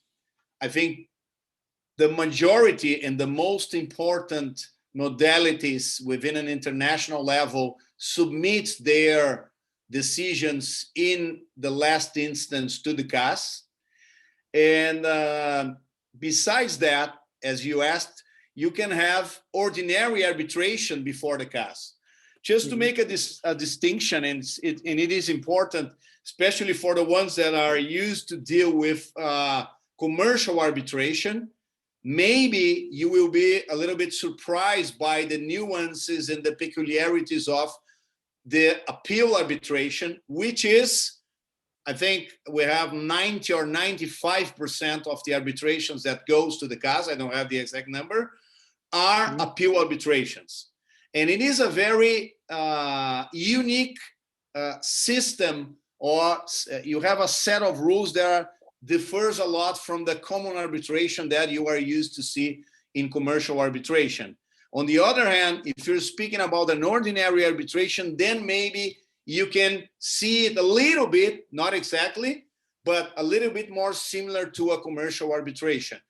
I think it's growing. It's growing the number of ordinary arbitrations since FIFA, and Mario can confirm that in the past, FIFA would only enforce the decision taken by the CAS in an appeal procedure, which means the case should be submitted to FIFA in one of its judicial bodies, and then you have an appeal to the CAS, and then this decision, you can go back to FIFA in case the party in breach insists in not complying, and FIFA would apply the ban or the suspension, so ever. On the other hand, in the past, if you had an agreement, for instance, between an English agent or intermediary with an Argentinian club, and FIFA had FIFA would not enforce that if you go straight to the CAS. That changed with the time, and now FIFA is enforcing the decisions taken by the CAS in ordinary proceedings. Yeah. Yes, so ordinary proceedings. So I think it's growing because many stakeholders that it's their decision, instead of going to FIFA to save some time, they go directly to the CAS. But there's just one remark on that. I wouldn't do that, or you have to think a lot as a lawyer or as someone that wants to follow this path, because I think that it's safer to go before to FIFA than to CAS, especially if you are pursuing a ban, for instance. So you have to Sporting take care of sanctions. your choice, but sometimes it's easier and you save time if you go directly to the CAS, especially in cases involving clubs and intermediaries. You see attendants that they want to put a direct arbitration before the CAS. Okay. So I will, and now I ask to Mario, the decisions from CAS can be enforceable worldwide before any court of justice, or imagine the cases of credit, not only for sporting sanctions, that FIFA is the only who has competence to apply the sporting sanctions, but is the award or the ruling of the CAS recognized worldwide? It's treated like an arbitral award that is recognized, for instance, for New York Convention. Mario, can you explain that? Yeah, I think it's also important to mention, and probably for the people that are more connected to commercial arbitration, is you cannot choose the seat or a CAS proceeding. It's if you go to CAS, the seat will always be in Lausanne, Switzerland, which means that the law of the arbitration will always be Switzerland. That means, that has two different consequences, right? The first one is that you can only challenge a CAS award in front of the Swiss Federal Tribunal, and you can only challenge it on a very specific set of grounds, which is provided by the Private International Law Act in Switzerland. So that's one aspect of it. And the second aspect of it is the whole point, the way I see it, of the arbitrability of the dispute, because the arbitrability will be governed by the law of arbitration, so mainly Switzerland. And Switzerland has a very flexible approach to arbitrability of disputes. Basically, every dispute with an economic interest is arbitrable. And that is why, for example, CAS will retain jurisdiction, even if a specific dispute will not be arbitrable under a specific regime. An example, I put it in Mexico, is if you have a Mexican club against a Mexican player, you could have a decision by the NDRC of Mexico, which is not an arbitral tribunal for the purposes of Mexican law. but that decision can be appealed to the CAS. And of course, if it's appealed to the CAS, that would be a proper arbitration proceeding on a labor dispute between two Mexican parties. Of course, if that would be in an arbitration with a seat in Mexico, that arbitral tribunal should decline jurisdiction because the applicable arbitration law would be Mexico, which means that it's not arbitrable. But since the CAS will always be seated in Switzerland and the parties do not have a saying on this because that's in the CAS code. So by agreeing to CAS, you have to comply with the CAS code, which it means that that dispute will be arbitrable. So that's the two main consequences of this. And the third, and yes, I mean, it has been recognized that the CAS is a true arbitral tribunal. The Swiss Federal Tribunal has said it now many times. Different arguments have been raised, for example, that it depends too much on FIFA. That's the last one that I've seen, saying that the fact that it relies too much on the contributions of the international federations, in particular FIFA, would mean that it's not independent enough to be a true arbitral tribunal. The Swiss Federal Tribunal has already rejected this argument and has confirmed that it is. And that recognition means that then the CAS the decisions could be enforced by the New York Convention. Now, of course, in specific jurisdictions, there have been challenges and sometimes have been successful. The most obvious one being Pechstein, I think, from the German courts. I think the main reasoning of I don't know, I mean, I'm not an expert, of course, in the process in German law, but I think the third instance out of 4 said that it's not about the independency of the CAS, is more about the mandatory nature of the arbitration clause that are sometimes included, which makes that arbitration clause not enforceable, and which means that then the CAS award would not be enforceable. But that's, I think, in a very specific jurisdiction. Overly speaking, I think you can enforce the CAS award in any jurisdiction signatory of the New York Convention. And what about FIFA? The FIFA decisions from its jurisdictional bodies No.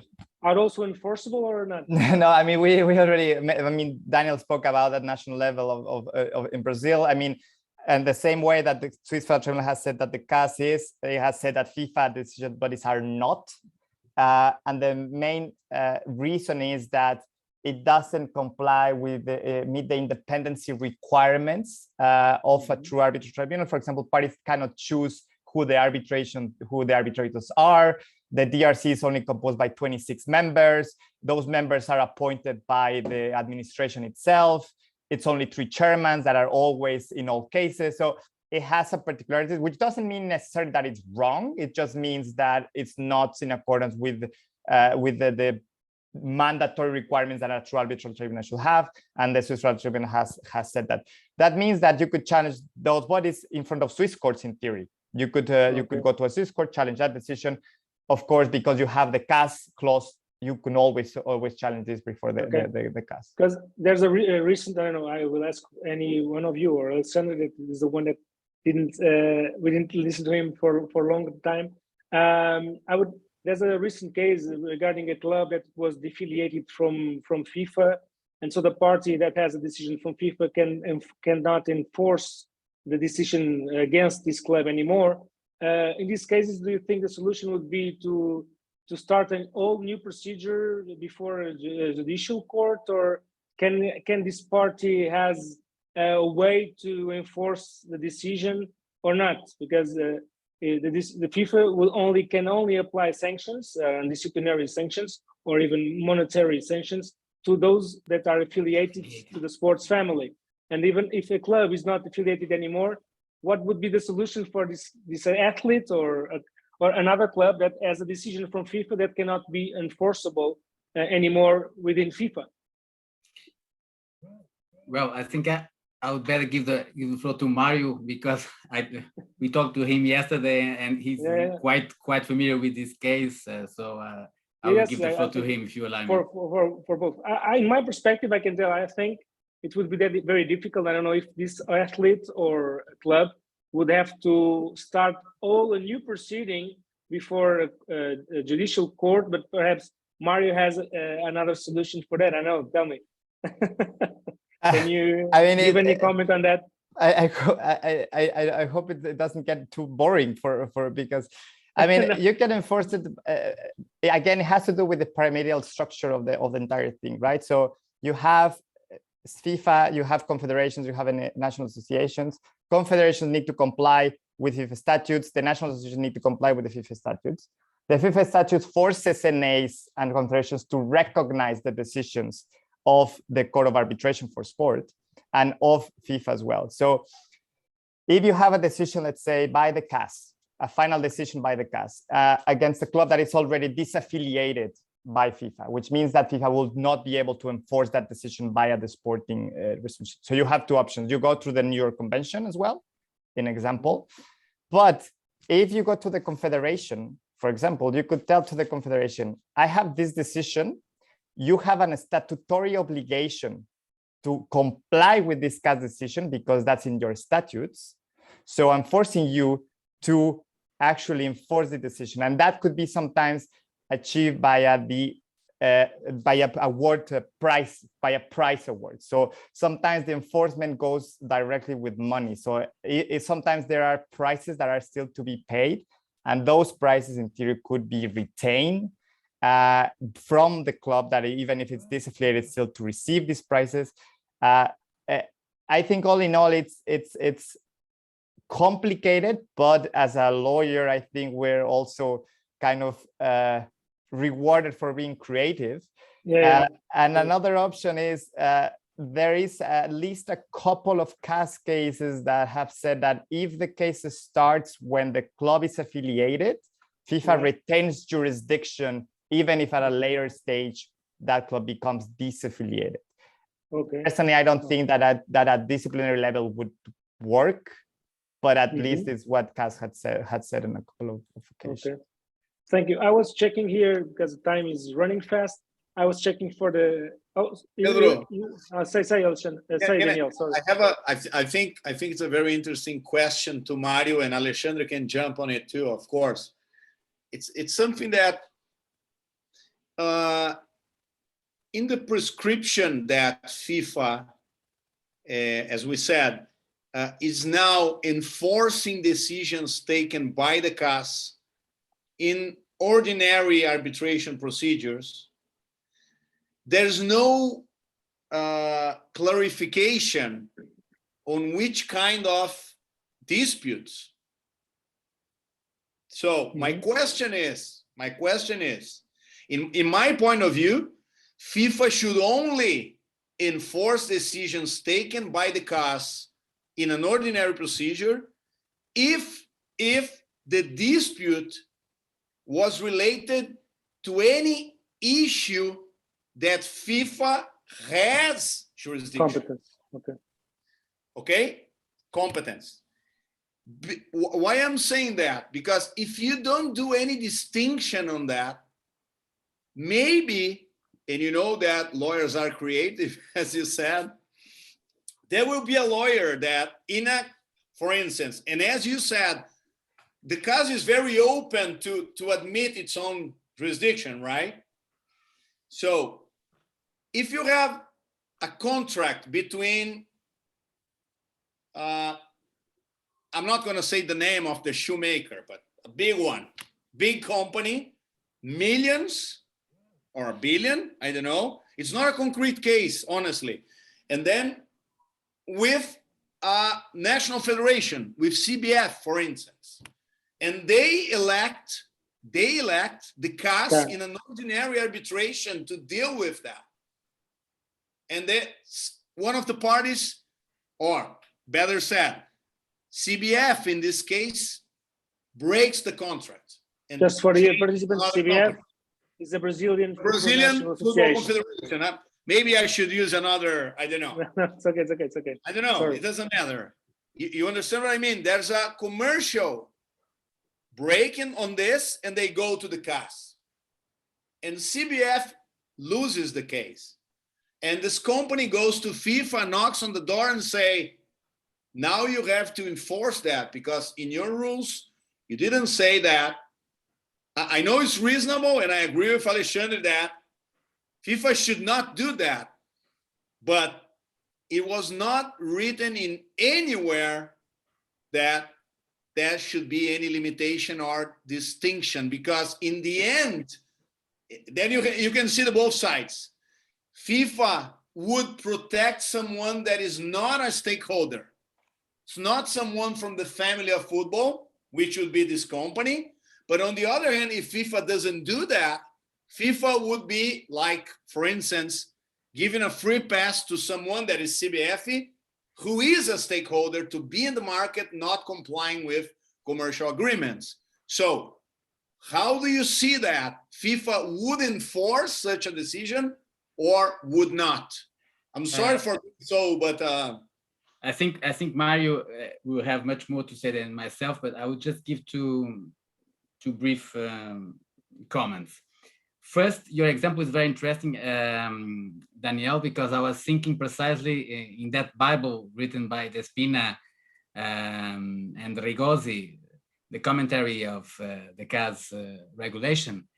There's a reference to one case in 1981, I believe, with an architect to demonstrate that it was a case award related to a commercial issue that, like yours, an exclusive contract granting a license to an architect related to catamarans, and they refer to the case saying CAS considered to be competent to solve that issue. Why? Because the exclusive connection to sport was the boats, the catamarans.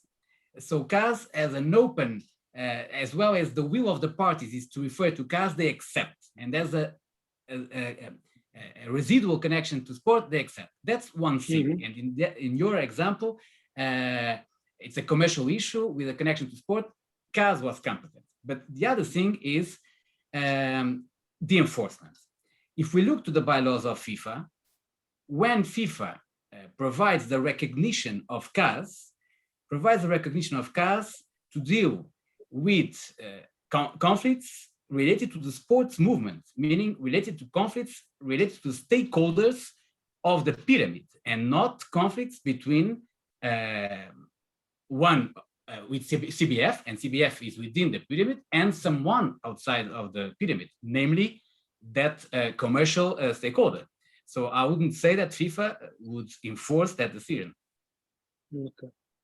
Do you have anything to comment on that, Mario? Please? No, it's an incredibly interesting point, but I agree. And I mean, of course, my feeling is that FIFA will not enforce that. But I mean, that's not the interesting point. The interesting point is why. I think, I mean, I was looking now. We need to understand that the enforcement is not a true enforcement. It's just basically FIFA applying an article in the disciplinary code, right? And this article is 15. And Article 15 basically, it's concrete, but it's concrete. Exactly. So Article 15 says anyone who fails to pay another person or FIFA based on CAS. So you can argue that anyone, it's literally anyone. But then what FIFA will tell you, yeah, but you company, let's say, or you lawyer, are not subject to my code. So you don't have standing to request that. But what I would counter argue is, it doesn't matter that I have standing, you have an statutory obligation to enforce these decisions. So it doesn't really matter that I'm asking for it, because this is actually a vertical issue. So the request and by whom is made is not really relevant. For example, if there is I mean, I know it's slightly different, but imagine that you have a match fixing case. And then there is a request by a third party saying you have to sanction these people. FIFA will never say, well, you cannot really make this request because you're not subject to my code. FIFA will enforce it as a matter of a statutory obligation. Yeah. And I think that same argument could apply in this case where a third party not subject to the code. But Mario, how can FIFA do it in practice? Well, you have a CAS case, right? By a company. Yeah, but in that match fixing case, how can FIFA do it in practice? Well, if FIFA has an obligation, they will do it. They will react. Yeah, but towards that third entity outside the pyramid. No. Towards what I'm saying is who makes the request, right? Because in the example of Daniel is that it's the company that is outside who's going to make the request to FIFA to enforce a decision against the CBF. So FIFA can enforce the decision to the CBF because exactly, but FIFA will tell the company you cannot make this request. My point, Pedro, if I may, because it's very interesting discussion. So if I may, I tend to agree with both of you, depending who's hiring me, because what I mean is that I think we agree that maybe a more clarity in the description to limit the scope would be better. But I would make it worse because, Pedro, allow me, because it's fun. Yes, okay. Go ahead. Daniel, always make it worse, Daniel. Always. No. I mean, let's change for something that is more tricky for FIFA. Let's say to escape from enforce. Let's speak about an intermediary in a club that goes to CAS. That's exactly what I was going to say. FIFA doesn't have jurisdiction. Today, FIFA doesn't have jurisdiction. But if you see Article 6, it doesn't have a stand to be sued or to sue an intermediary before FIFA. What do you think that FIFA would enforce, Alexandre? Well, Article 6 of the disciplinary code says that the intermediaries are subject to the code. Yeah. So, but again, I don't have to be honestly. No. But in this case, the intermediary is the creditor. Yeah, it's of course. It's the creditor. He's sued in a club, and Exactly, he doesn't have stand to sue before FIFA. Yeah, but this is about enforcement of a final and binding decision of a CAS case. Okay, but then you're coming back and you're making no differentiation between the company of the shoemaker and the intermediary. No, that's what I'm saying. I mean, I don't think FIFA will enforce. Now the ball is with Alexandre. They won't do it. They won't do it. But it's interesting to understand why. It's difficult. Yeah, okay, but guys, intermediaries are within the scope of the disciplinary power of FIFA and not the shoemaker. No. Yeah. But they're not being. But the intermediary is the creditor, and he doesn't have stand to sue today. He doesn't. I know, but it's within the pyramidal structure. Okay, but FIFA doesn't say that he can sue. He doesn't have stand to sue. Look at article of the bylaws, article 57 or something of the FIFA statutes of the recognition of CAS. Yeah, intermediaries are among the different kind of litigations that we can identify, and not the shoemaker. Yeah. Well, that's going to change for sure in a brief moment because the new regulations of the agents, football agents, they will be with no doubt. And it's interesting, Daniel, because there was a Monty Python case regarding the shoemaker, and they were asking why the shoemaker, and Daniel is referring to the shoemaker. No. I don't like. Listen, Alexandre, I entirely agree with you. I'm just disputing the wording of the rules because I agree with Daniel, you. I was referring to Monty Python because Monty Python. Why the shoemaker? You're right. But just to say one thing, Alexandre, I don't like the idea where one party in an agreement, commercial agreement, have a weapon and the other doesn't. Which means CBF could not aim at the shoemaker. There is no equal I don't like that. In principle, I don't think it's fair in any. I agree with you. Agreement. It's not part of an agreement. Well, if I can guess, that's exactly what FIFA would say now. Probably. Yeah, I think that's so. Exactly what FIFA would say. Yeah. Guys, just sorry for the question is really interesting. I'm sure no worries. No solutions or no immediate solution will be. We can discuss here that for a long time, I'm sure. The time is running fast. We are almost scheduled already. I was just checking the questions that were written here in the platform. I would pick one of them from Nazare Romero. It's kind of, I don't know if you want to address on that, any of you, but it's quite, I would say, metaphysical question, saying that she's asking, and I take this opportunity to compliment Nazare. I know her. I'm very glad that you are here also. But she's asking if can esports really exist in metaverse? Can you would you like to make any comment on this? I'm the most analogical guy in this discussion, so I'm out of it. I don't even understand what is this. The metaverse, it's all a new reality. But well, Mario or Alexandre, do you want to take any comments on this? I literally don't know anything about that, to be fully transparent. I'm afraid I will have the same answer to you. I'm sorry. No, to me, no. It's really, I think it's a really new reality. Even we don't really, not from the nowadays, we don't really realize But the definitely, implications of metaverse now yet. But that's what I definitely a contract regarding esports can be solved within CAS. That's for sure. Yeah. yes. And I would say More and I more. don't know anything about metaverse, but Yeah. I think and understand that we are living something similar in Brazil politically at this moment. Oh, really? So you're saying that That's- esports is a sport? Yes, in my opinion. Yeah, that's the first question. Yeah, I have an for article. sports- I have for an sports article on that. lawyers. Okay. So I just to sum it up, I would like for you really briefly, because our time is running fast and we are over the time limit that we had before. Just for each one of you, please elect for you from your point of view, which is the most important landmark decision in the history of sports and why. But I really ask you, and I'm sorry for that, for you to be really brief on comment on that. Would be for you the landmark decision regarding sports?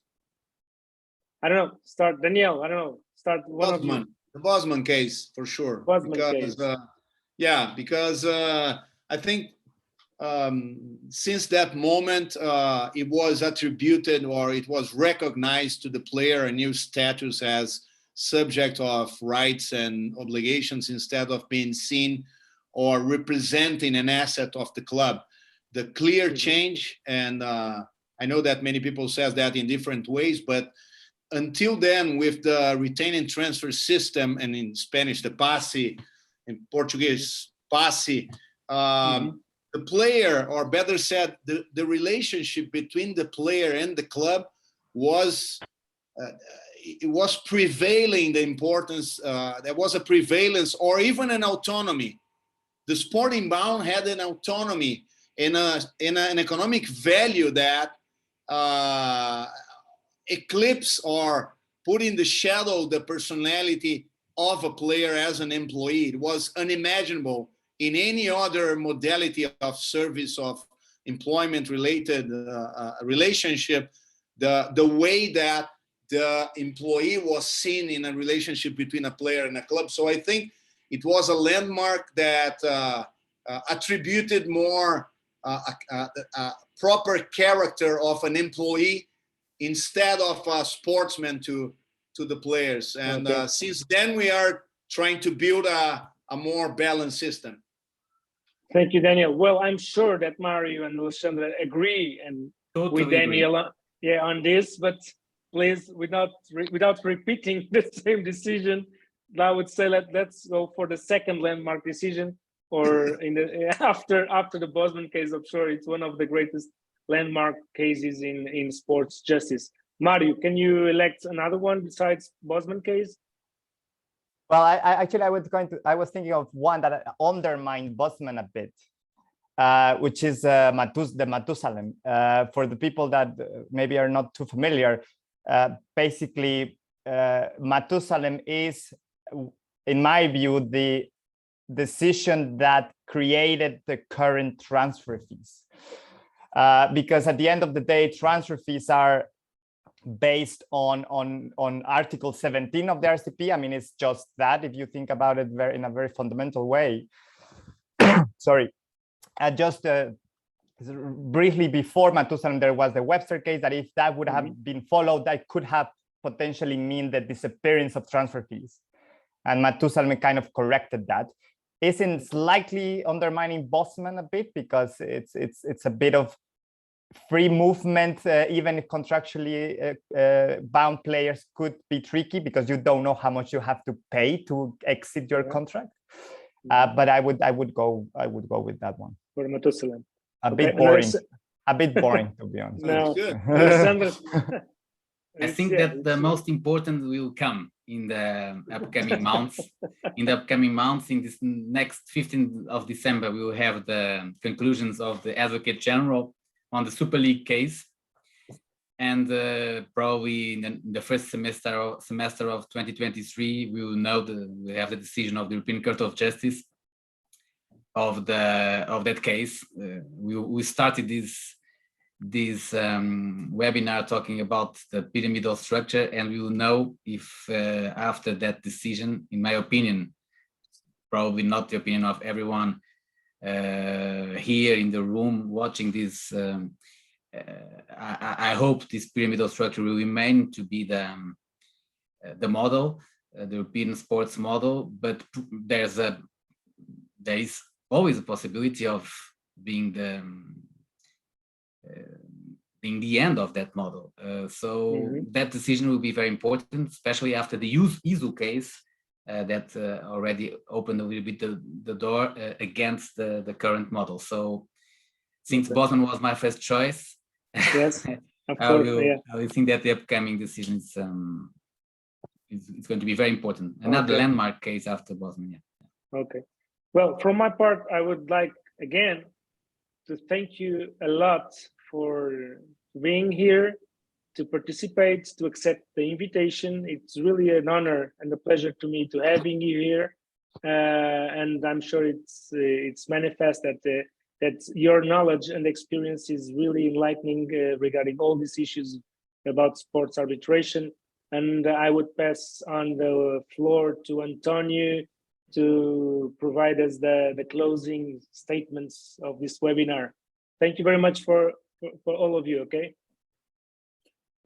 Well, thank you, Pedro. Thank you, Daniel, Mario, Alexander. Really, how to say, summarizing, and pretty entertaining from my point of view, from my shelters, I mean. In short, you take the expression public debate to another level, really. Really interesting, really funny, and really catching. So, how is it said in Mexico? Mi padre, ¿verdad, Mario? That is. Exactly. Daniel, I love your motto. The motto was definitely when you mentioned arbitration is for adults. So that, great. In short, great. Of course, I agree with Pedro it's my pleasure having you here in the panel and talking about these matters. I think the people who is going attending to this will learn a lot. We'll see how passion do you offers to anyone who looking at your explanation and the way in which you dissert about the different topics you are dealing about. And I think it would be a good lesson, this recording for future webinars regarding structure of roundtable. You probably, finally, I would like to send some topics to the formal topics to the audience in general, which are this recording will be available on social media after a few weeks and after editing.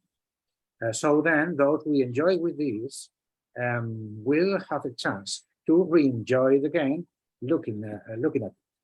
Second, for future events from our Iberian chapter, you attendees should take note of our post published on Ciarb web pages.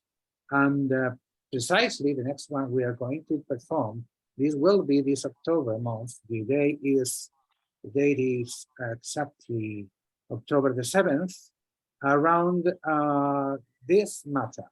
Mediate and conciliate dispute, mediation and novelties in Spanish legislation applicable to professionals involved in litigation, but not only, especially dedicated to those keen on mediation and the conciliation disputes. We are going to have a similar interesting panel, which is going to be led as a speaker by our member colleague, Beatriz Rodriguez de la Flor, and will be introduced by precisely another member colleague of us, Nazaret Romy.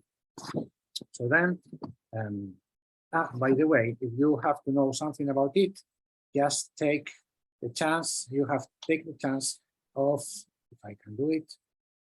No, I can do it. So I'm going to do it by cheating to all the people, to everybody. You can.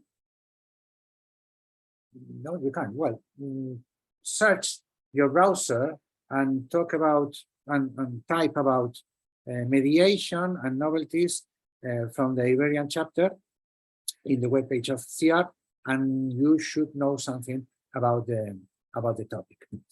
Finally, my gratitude, the gratitude from the Iberian chapter, the best clap I could say to you, and that's all. Pedro, Daniel, Mario, Alexander, waiting for see you soon in another new event, even continue this debate. If you have clubs right for there, still not solved. I think you have. Have a great evening, and this is all what we are going to have now. Thank you very much. Bye-bye. Bye. Thank you. Bye, thank you. Appreciate it. Thank you. Thank you. Bye-bye. Thank you. Bye.